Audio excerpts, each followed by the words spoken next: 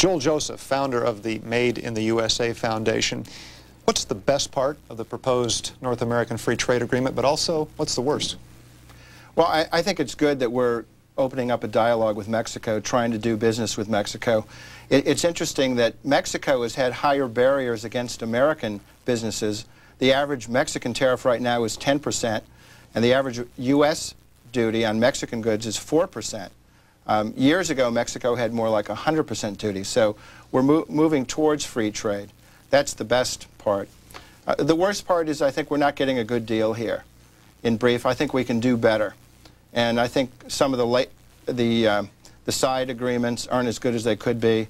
And we're opposed to the way it was negotiated in the first place.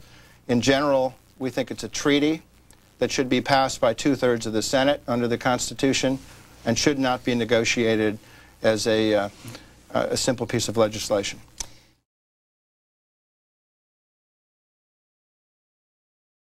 D.Joseph, from your point of view, explain how you see the current situation and how it's going to change. Well, the current situation is we have had virtual free trade with Mexico in the Maquiladora region, which is the region 12 miles, the border 12 miles from the United States and Mexico, where we manufacture cars down there and parts go both ways pretty much duty-free. I believe that program has been a failure. Right now we're trying to expand it with the full NAFTA agreement that would basically integrate the two economies over the next 15 years. The agreement with Canada, however, that was entered into, Made in the USA, fully supports.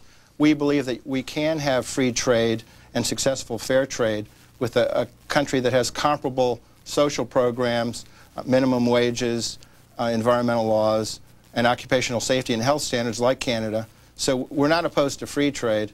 We're opposed to the current plan with NAFTA. Are there certain products or certain areas of business that will be more changed than others because of this? Well, certainly there will be.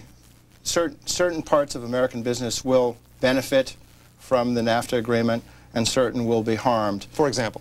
For example, I'm told that the textile industry opposes NAFTA because they believe that their businesses will be hurt by it. The glassware industry, I understand, feels that it will be hurt by Mexican glassware imports. There is feeling that the auto industry will be helped. I'm not convinced that's true. So industry to industry, it varies. In agriculture, I understand that the Corn Belt in the United States will gain. However, other industries like the fruit and vegetable producers in Florida, I understand, are opposed to the agreement. They believe that tomatoes from Mexico and so forth will hurt their business.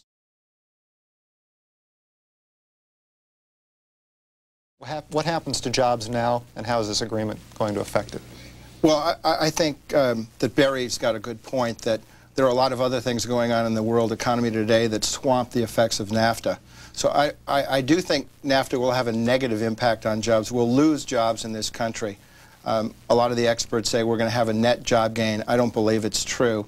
I tend to discount what the experts say. Just a week ago, the experts were predicting that our balance of trade would improve. The last month where the figures came out was June. We had a $12 billion trade deficit in June. And most of the so-called experts were flabbergasted by it. We're not. We believe that we will lose jobs, net jobs through NAFTA. Manufacturing jobs will go down there. Like Smith Corona did recently, they moved 800 jobs from New York State to Mexico. We think this trend will continue, a shift especially in manufacturing jobs. Joseph is founder of the Made in the USA Foundation. What is that?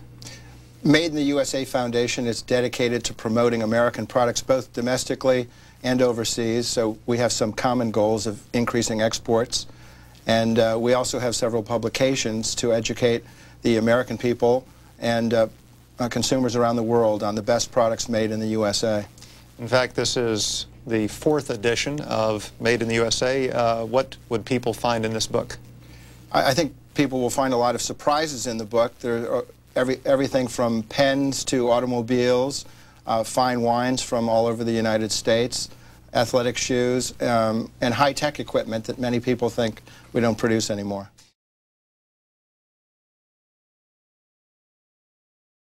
As people go to the store and they think, gee, so many things are made overseas these days, that's not necessarily the case?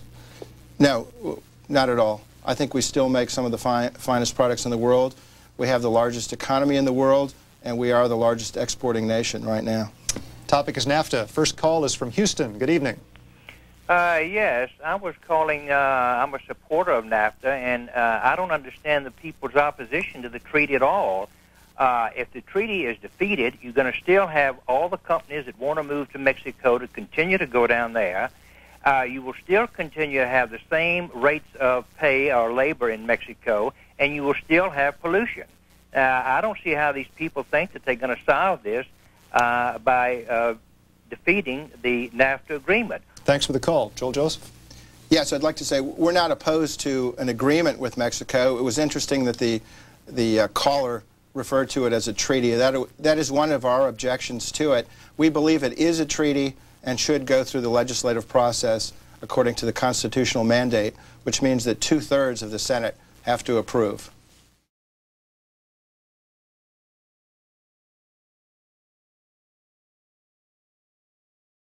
The caller brought up an interesting point. One of the problems in merging our two economies, and this has never been done before, there's never been a merger of a first world country like the United States and a third world country like Mexico.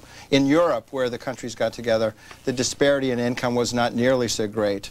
The difference between Germany and Portugal was about 3 times in income. The difference between average income in the United States and Mexico is at least 10 to 1. I think that we should, in an agreement, in a better North American free trade agreement, tie Mexican minimum wages into the American minimum wage. If we have a good agreement, we want the Mexican worker to start making more money also, so that we don't necessarily have to say the Mexican minimum wage will immediately be what the U.S. minimum wage is, because that won't work. But it could be phased in over a period of time where we try to raise the standard of living in Mexico, and therefore they can buy more American goods.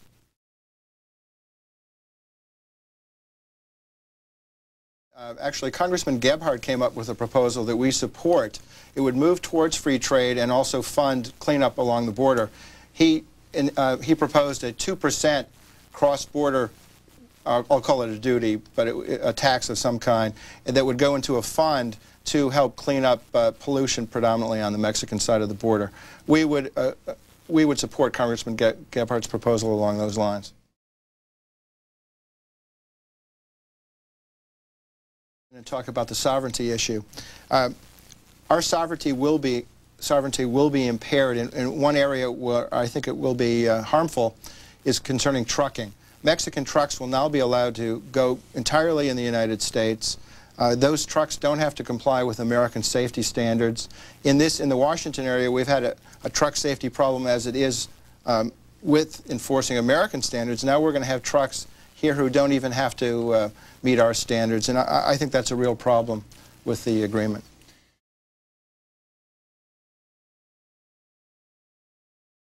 I'm asking a question about the kind of things that are being sold in Mexico. You said we are exporting a lot of goods from America, and I wanted to know, what are those goods? Are they specifically machinery to make things, to make the things, or are they the things, you know, like shoes and etc.? Thanks for the call. Joseph? Well, based on what I know, it tends to be more towards the industrial products, oil drilling equipment and the like.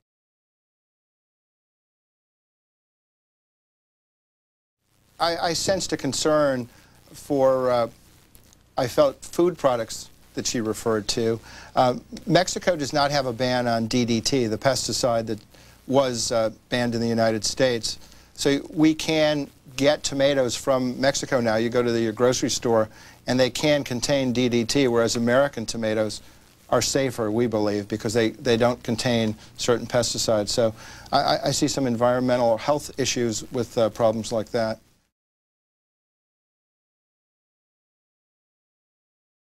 NAFTA, of course, is an agreement, and yet much of the media talks about NAFTA as, quote, a treaty.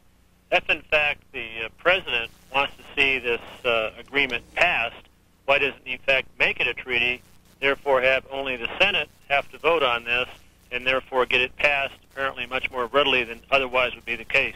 Thank you. It has been the position of the Made in the USA Foundation that the North American Free Trade Agreement is a treaty and should be treated as such. We believe that it would fail in the Senate. If it came to a vote, there would not be 2/3 of the senators voting in support.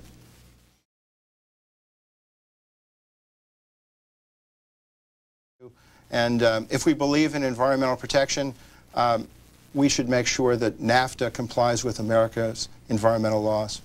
D.Joseph is founder of the Made in the USA Foundation, which publishes this book annually, Made in the USA, A Complete Guide to America's Finest Products.